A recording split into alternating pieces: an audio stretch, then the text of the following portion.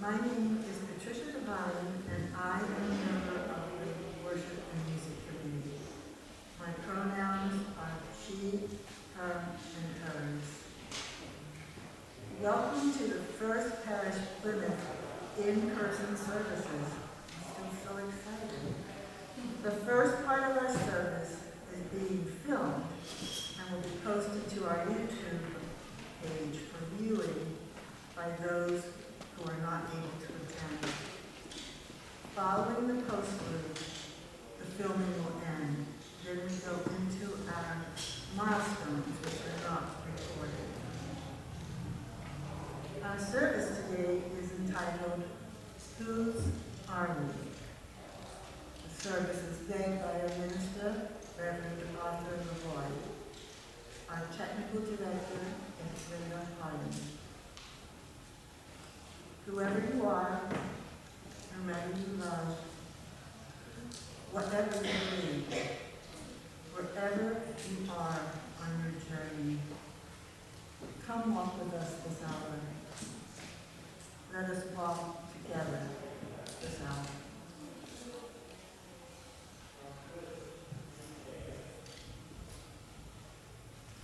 The call to worship this morning is by Victoria Stafford.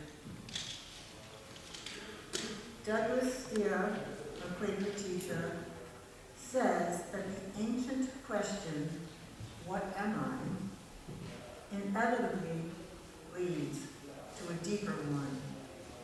Whose am I? Because there is no identity outside of relationships. You can't be a person by yourself. To ask, whose am I, is to extend the question far beyond the little self-absorbed self, and to wonder, who needs me? Who loves me? To whom am I accountable? To whom do I answer? Whose life is altered by my choices? With whose life, whose lives, is my own all bound up, inextricably, in obvious or invisible ways. We will now go to our opening hymn, number 318, We Would Be One.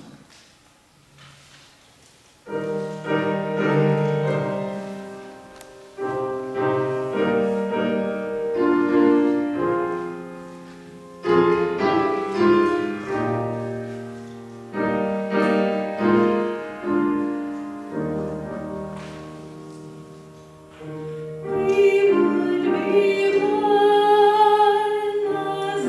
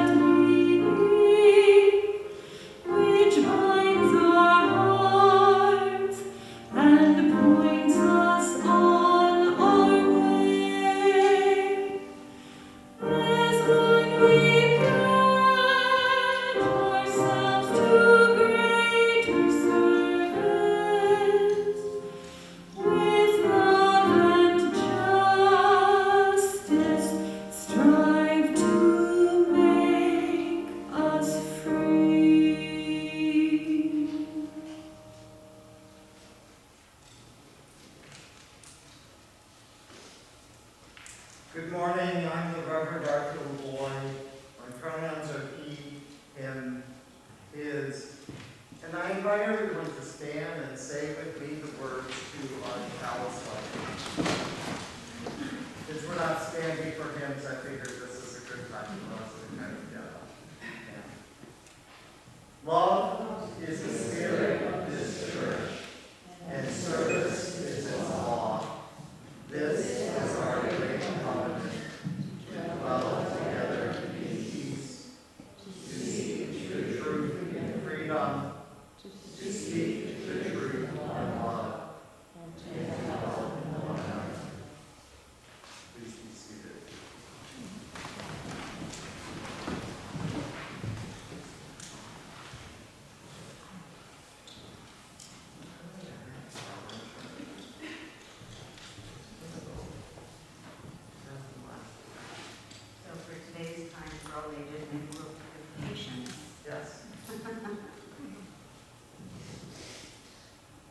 I'm Keller.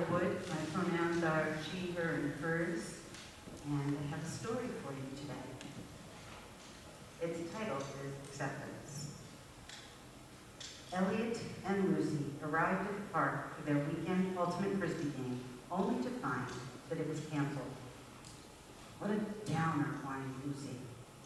Elliot slapped his forehead, and then he remembered that every fifth weekend, Coach Ron had a different weekend game with a group of disabled children. He organized Ultimate Hula, which is basically ultimate frisbee, but using hula hoops, because hula hoops are far easier to catch for kids in wheelchairs. Elliot and Lucy were ready to head home when Coach stopped them. Not so fast. You don't have to go home. You can play if you want. Elliot was always ready for sports and was about to join in when Lucy pulled him aside. This isn't our game.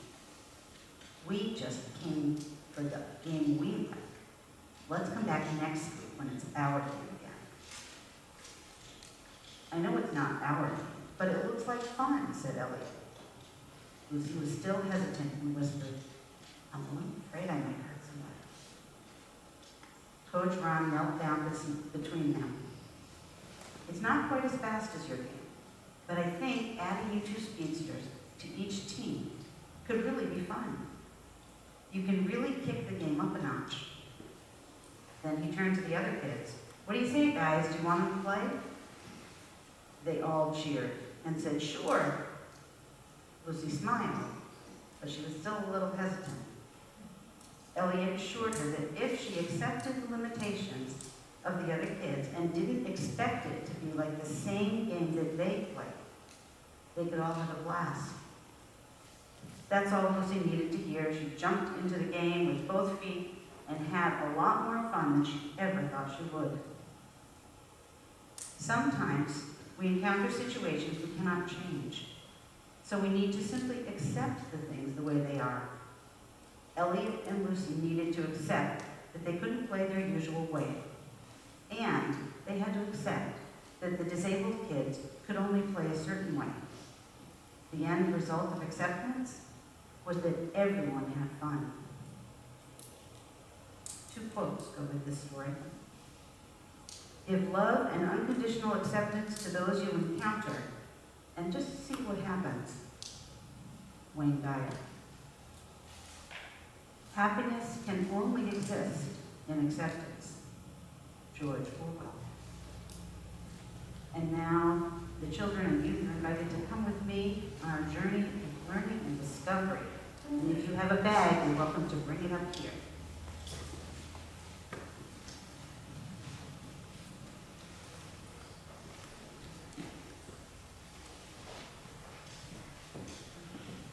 This little light of mine, I'm gonna let it shine. This little light of mine, I'm gonna let it shine. This little light of mine, I feel let it shine, let it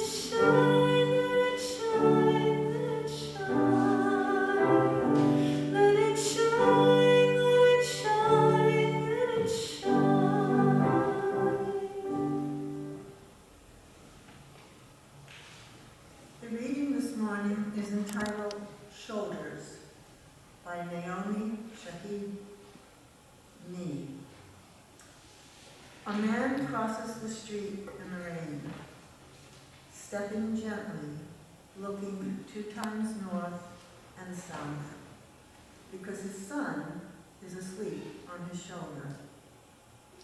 No car must pass him. No car drive too near to his shadow. The man carries the most sensitive cargo, but he's not marked. Nowhere does it say, fragile, handle with care. His ear fills up with breathing. He hears the hum of the boy's dream deep inside him. We are not going to be able to live in this world if we are not willing to do what he is doing with one another. The road will always be wide. The rain will never stop falling.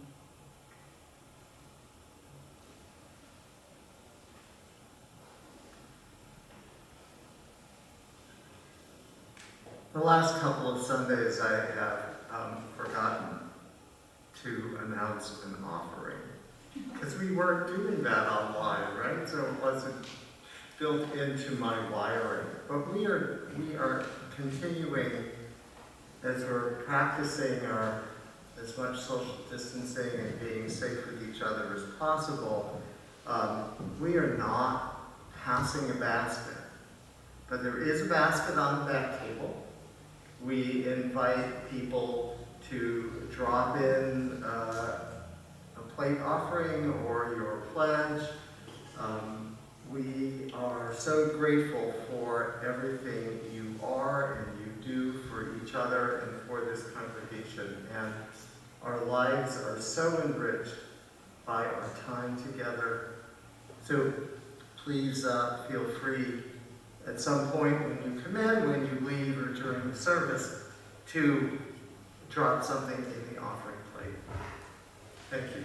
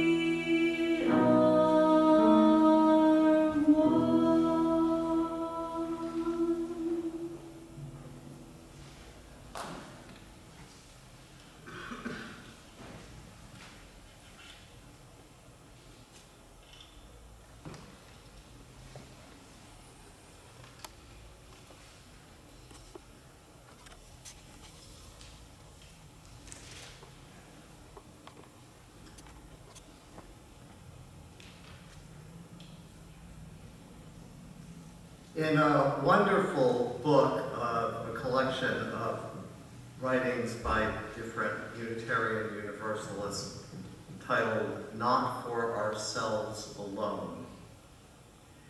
The Reverend Sarah Lambert writes, in 1985, I met a Maasai warrior while studying in Kenya with the School for International Living. We were building bricks for a local schoolhouse in a remote area when I and other students got invited to a dinner of fire-roasted meat with the local warriors, most of whom were younger than my 21 years. Yet they seemed ancient in spirit, calm and wise. In conversation, one of the young men asked me who my people were. I stumbled with an answer, explaining that I came from the area of the Mississippi River. He seemed puzzled that I could not clearly identify myself with a tribe. I know who I am, he said gravely. By this he meant, I know who I am in community. I know who I am as part of the natural world. I know myself to be of one tribal body. I belong, therefore I am.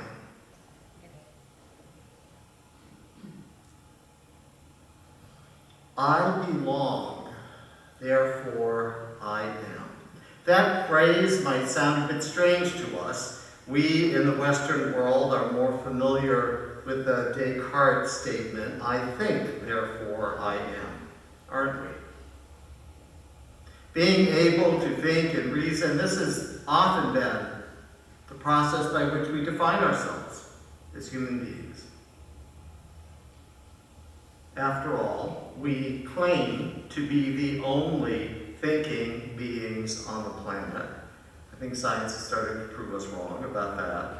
The only ones who can make real thoughtful choices about what we're doing and what we're going to do with our lives. But where has that gotten us? If these last few years have shown us anything, it's that our emotions and firmly held belief systems often cloud our ability to think and to reason. So in reality, it may be important for us to ask ourselves how much those choices are really our own. How much do each of us live out of some forces and expectations that we might not even be conscious of? How much are our lives shaped by our families of origin, their culture, and their particular quirkiness, or even pathology, if you want to go there? I, perhaps like many of you, have found that thinking cannot be the only way to get by. We can't always just think our way through things. We need people, other people and communities, some kind of tribe, perhaps for support and encouragement. We need to belong to something other than ourselves. We need others with whom to share what brings us joy, what moves us to feelings of awe and wonder, what grabs us from the inside out.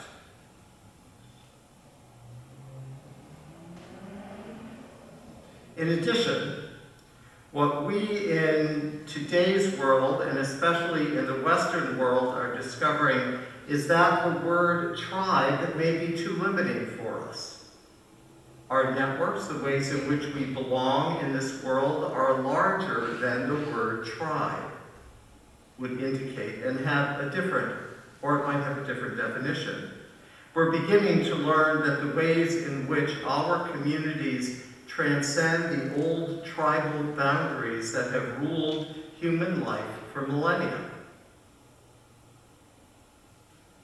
If you or I were asked, who are your people? Would we have an answer? Or would we, like Sarah, stumble around to come up with something? Granted, in the United States, most of us are kind of like mutts with different cultural strands running through us, but still, it's a question worth asking. So who are my people? How much has my particular French-Canadian or Portuguese heritage shaped me? How much have I been influenced by my Roman Catholic religious upbringing, or by growing up in a fairly rigid white middle-class community, even though I have rejected major parts of all of those? Are my people the tribes I have adopted as a gay man and a Unitarian Universalist minister? How much am I influenced by this denomination and the congregations I have served? How could I even begin to answer the question posed by the young Maasai warrior?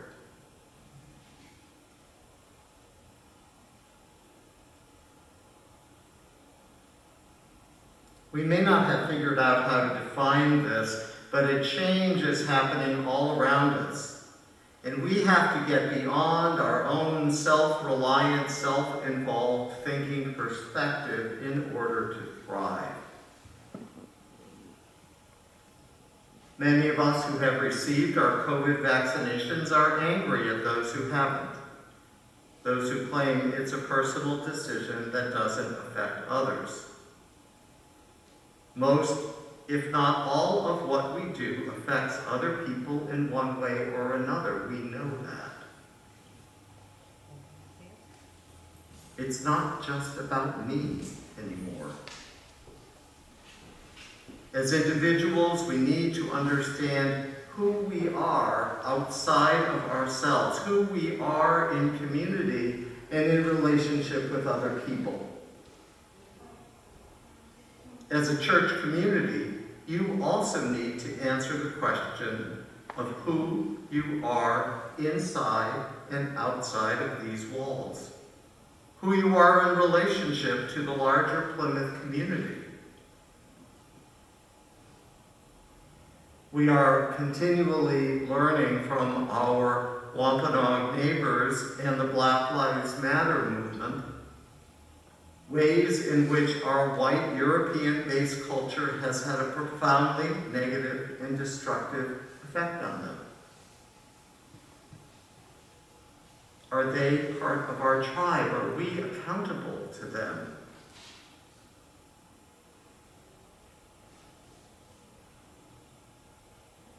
Are they among those we have to consider when making decisions?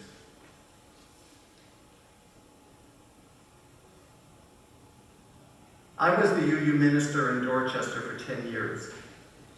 A unique part of that church's history is that the church founded the Mather School in 1639, the first public elementary school in the country.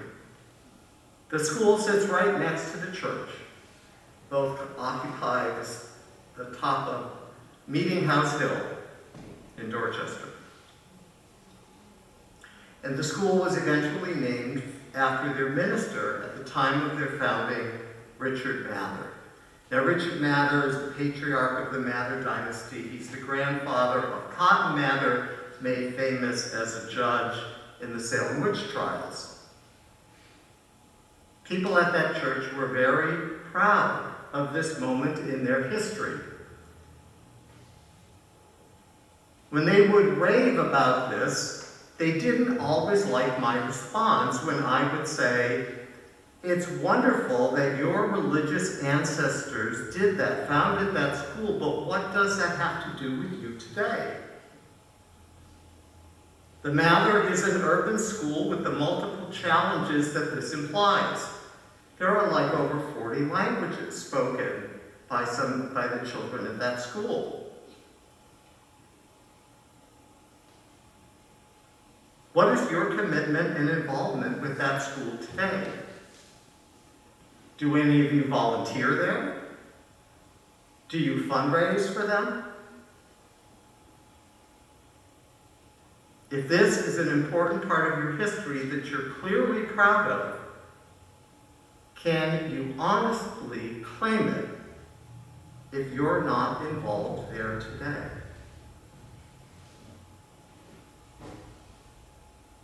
So I ask you this morning, what are the unique things about your history that might point to your mission in this community? What are the newer challenges faced by this area that you would like to make part of your personal or congregational mission? And how can you share more openly the life of your spirits with each other? Now, you'll be hearing more about vision and mission and covenant from me and the transition team as we move through this church year. Discerning and engaging these issues is part of the developmental ministry process that I am here to facilitate with you. Grappling with some of these questions about who you are connected with and who you belong to and who you are accountable to is an important part of this process. You know, there's a remarkable thing that happens when a church starts engaging with the world with a sense of mission. There's a buzz that's created and like-minded people start showing up and getting involved. I've seen it happen here, for example, during the food drives that you hosted every month last winter, in which the Social Action Committee is starting up again next Sunday. More about that during announcements.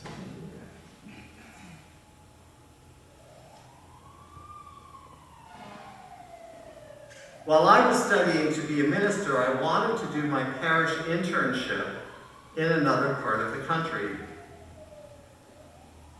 I'd spent most of my life in Massachusetts and had moved to Berkeley, California to attend seminary.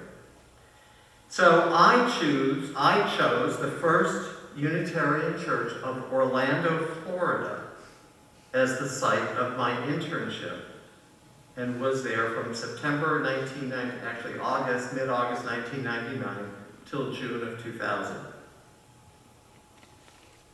I learned a lot about being a minister there. I was greatly inspired by that wonderful church community. I must also admit that while in Orlando, I was also inspired by a goose. You see, that part of Central Florida is dotted with lakes, large and small. I don't think you can drive down any street in Orlando without running into a lake or having to go around one. During the year I was there, I lived a couple of blocks from one of those, Lake Davis. It would take about 40 minutes or so to walk around this lake, and I did it regularly. It was incredibly beautiful. There was a greater variety of birds and waterfowl than I had seen anywhere but in the zoo. And there was this big white goose, the mother of all geese, or so it seemed. She was raising 4 babies, and she was the fiercest of mothers. Those of us who walked around Lake Davis regularly learned to watch out for her. You'd often see the 5 of them out on the lake, Mother Goose with the 4 little ones all lined up behind her. Then you knew you were safe.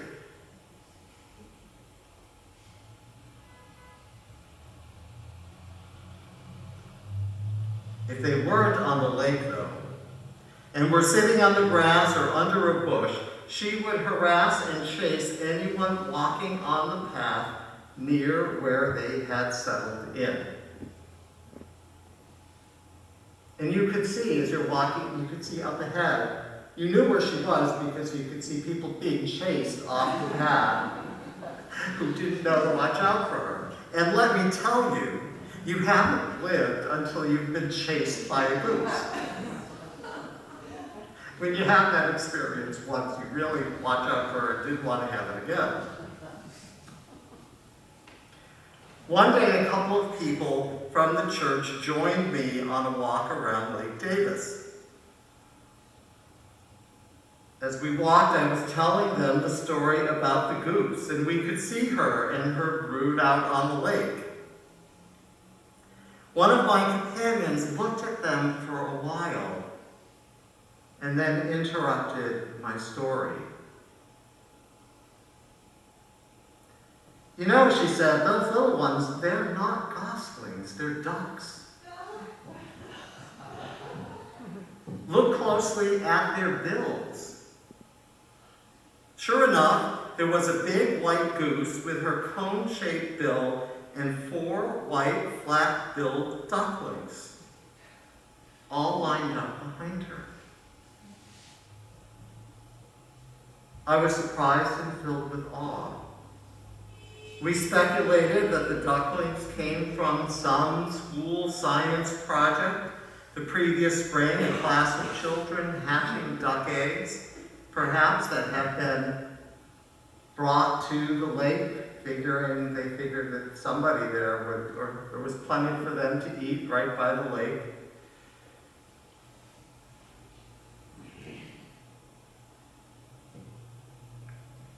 And this goose found them,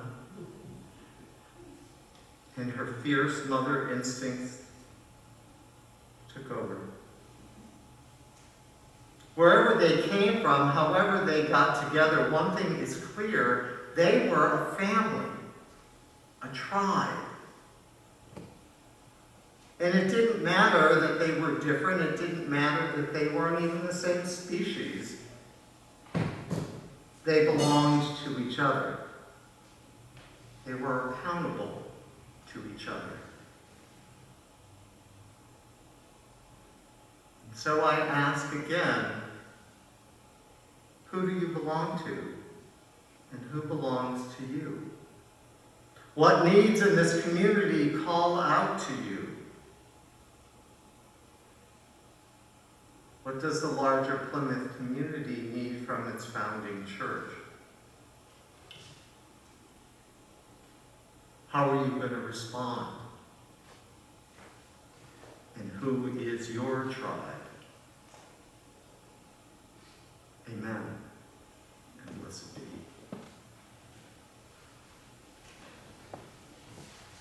Our closing hymn is Answering the Call of Love. The words are in your order of service, but we ask people to just hum along or to mouth the words.